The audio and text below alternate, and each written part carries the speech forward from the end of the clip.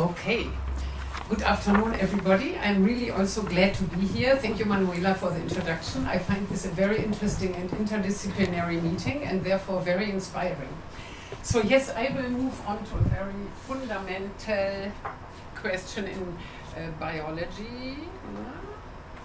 How did complex life form or evolve on Earth? And this actually brings us back, of course, to the question where we all come from. I just show one example, my postdoc Thiago, who did instrumental experiments that I will show you. I will also bring you to some actual science. So when we ask that question, we need to go back a little bit and we need to think about what was first on Earth. And first on Earth, we had the microorganisms, and you heard a lot about this, so that was a great introduction, actually.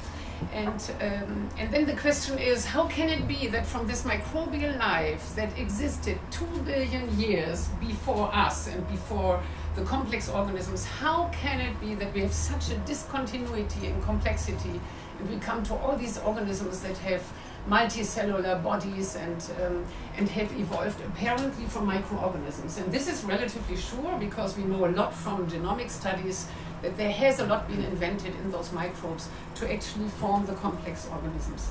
But how it really happens, if we want to ask that question, we go to the very first step. We will only do the very first step. How did the first complex organism maybe arise?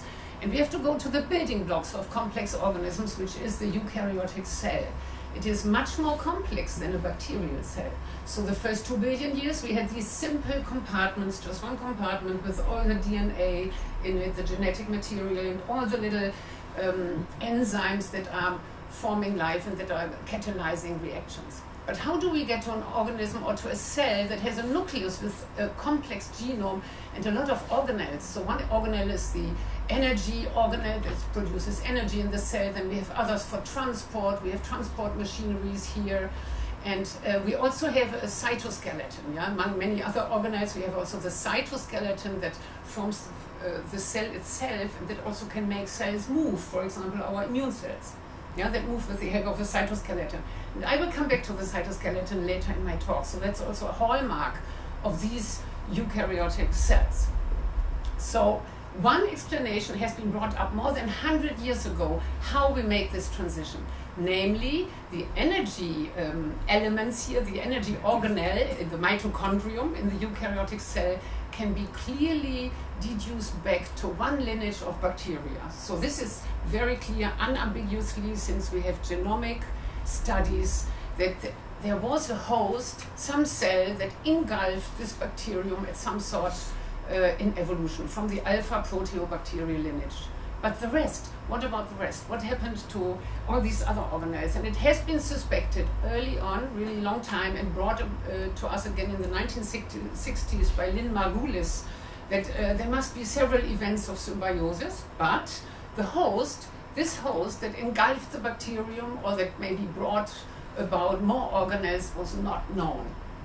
And now in science we have made progress in this, and this is actually also a Japanese Austrian connection, if you want. It happened in parallel, and today we are meeting here again, and I will give you a little bit of an idea what this organism maybe was like. And so for this, to understand what happened, we have to go back in time to the beginning of life. 4 billion years ago, we had the last universal common ancestor, Luca. And from there on, interestingly, the microbial world split up into 2 branches. One is the bacteria, and the other one, you have also heard, the archaea. And interestingly, this was only found by doing molecular studies in the 1970s. Before, they were undistinguishable because the shapes of these organisms is very similar. They are very small, you heard, and in the microscope, they just look alike. But if you look into the molecular biology, and this is all the work from the 1980s on, approximately, we know that the molecular machineries inside these cells are completely or often completely different. Not all of it, but some. For example, the enzyme that weeds out the DNA material to make proteins later is the RNA polymerase, and it's more simple in bacteria than it is in archaea.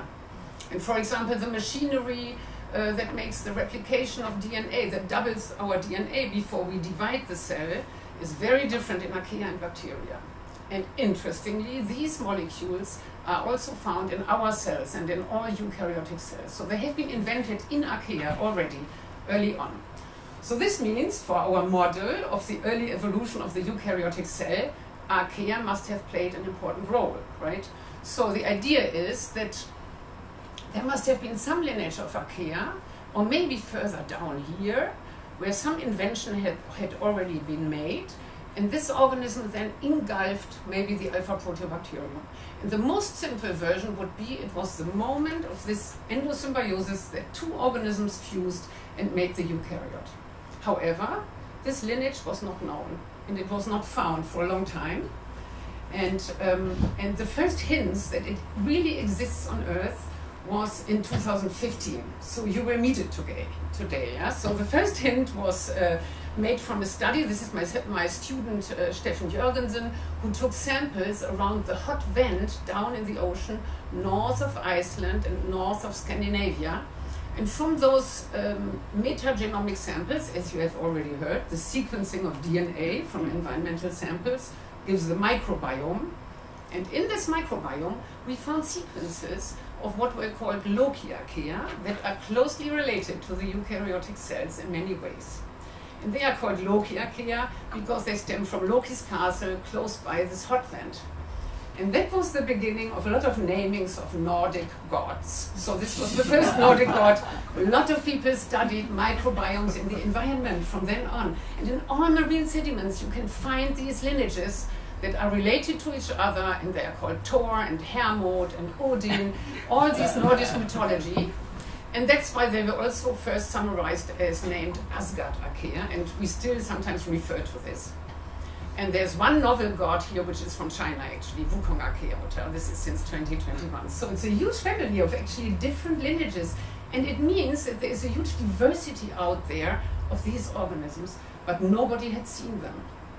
And so it was very awaiting in the community. We were waiting to finally see one of the cells. And the first to show one is Hiroiki Himachi, who is here today. Thank you for coming. I'm really glad to see you. I have seen him before at the conference.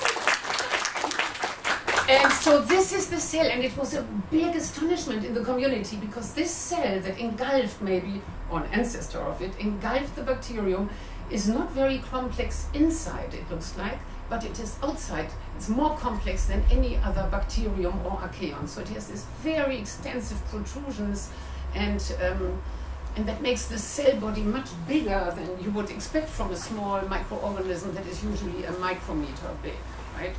And so this was a huge breakthrough to see this organism. And I learned from Hiro, we call him Hiro, so we learned from Hiro that he actually had this in a fermenter growing in his laboratory when he saw the sequences that were brought up from the Nordic Ocean. So it is a wonderful suite of steps of experiments that needed to be done. But this was really a breakthrough.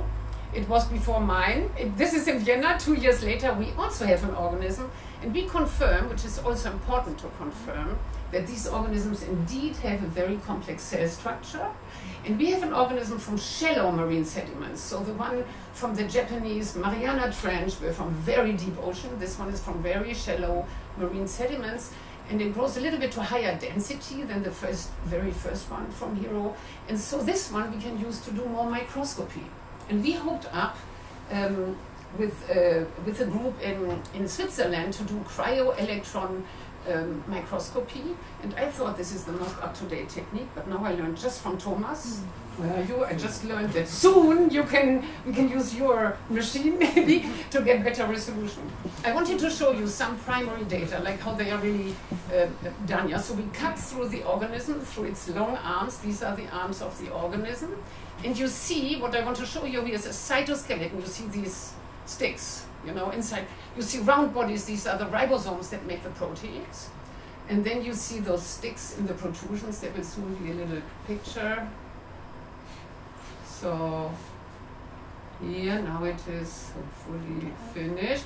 You see some interesting cell surface structures. So some of the structures one can see, because we are lucky, the organisms are so small that it's possible actually to do this cryo-electron microscopy. And this is just coloring for you the different structures that we see. And the most important is we have a cytoskeleton, like the eukaryotic cell. There's a cytoskeleton inside the cells. And one can show by cryo-electron tomography, then by averaging of those subtomograms we can show, and the message is relatively easy, that this filament is made out of actin molecules, which is the actin molecules that we have in the complex, in our complex cells, and in all eukaryotic cells. So it fits perfectly when we match the actin that we find in the genomes of the organisms, it perfectly matches into the predicted structure from this tomography, if you want, from this cryotomography. It also fits actually the eukaryotic actin. And it fits because the monomer, or the single unit here, for example, of this actin molecule that makes the cytoskeleton is very similar in archaea and in eukaryotes. It's so similar that from the three-dimensional structure, you cannot distinguish it even by eye, right? You cannot see any differences, but you can see differences to the more remotely related protein that is found in bacteria. So there's really a high similarity between these molecules, as we have seen for some other before, but this is new. This is only in the loci archaea and relatives. And if you bring this down to organisms, you can compare model organisms if you want. Yeah? So E. coli, Escherichia coli is a model organism of bacteria, and this is Loci archaeum ossiferum. The relatedness between these two organisms is less than the relatedness between this archaea, Loci archaeum ossiferum, and Sebastian Schitzauer. And this is actually what it means as an example, so that you grasp we have some molecules that are really found in our bodies. He's of course just the role model, right? I'm glad you laughed. So the model, with this I come to the end already, so the model currently is that we have an organism that is of complex cell structure and has a cytoskeleton, and if I had more time I could extrapolate. There's hundreds of more genes that are very similar to the complex eukaryotic cell that we find in those organisms, and it could have been that 2 billion years ago this was the organism. It's actually quite likely from phylogenetics that this was the organism that engulfed or merged with the bacterium that made the first very complex cell. And what I would like to emphasize is that this is not the Archaeopteryx, the one between the dinosaurs and the birds that we find here. This organism is 2 billion years later, right? Now we are here. And so but what we can do is we can reconstruct from all the different Asgard archaea that we have, we can reconstruct the Archaeopteryx of this lineage. And it tells us that it had quite a bit of this complexity, as I said, quite many genes that we find later in complex organisms. And there's more endosymbiosis to fulfill the story a little bit further. There's more, and you have heard about it, I'm sure. Also, photosynthesis has been an endosymbiosis from the plastids that we find now in the trees, has also come from bacteria, so an invention of bacteria. So it didn't only happen once in life, right, in the evolution. It happened more often, but this must be the oldest one, the oldest one, if you want, and that was probably forming only once on Earth, as far as we know nowadays. So in conclusion, archaea provide a window into the past to our closest microbial ancestors, and a complex cell with a cytoskeleton was the host for the bacterial symbiont. It was cooperation, which I really like, and not competition. Often we talk about Darwinian evolution, but it was actually cooperation that was one of the most important steps maybe in evolution, right? And several times. And I would also like to emphasize that breakthrough research is based on high-end technologies, but also on the perseverance of the researchers actually. And cultivating these organisms, and I know well from experience, takes many years and is really a long time to go. So the view into the future is that this can also be used for applications, because in the Asgard archaea we have molecules that we find in our cells, but in a simpler context. And that's what we often need in molecular biology. Either we want to do it in vitro outside the organism, we have to simplify in order to understand. And here we have a living organism that is a simplified version of some of our molecular features. And this is why it can actually help and is interesting also for biomedical applications. And I'm pretty sure there is more to come. Follow it up. This model has not entered the textbooks yet. It's too new. It's also still a little bit controversial. There are others who think of more complexity, maybe a third organism involved, maybe not. But this is the one that most easily explains what might have happened, and that is also supported by 90% of the community currently. But you will not yet find it in the textbooks. And with that, I think my group here on the top of the Natural History Museum in Vienna, and I think my collaborators in Zurich and in Austria, and I also end with a quote.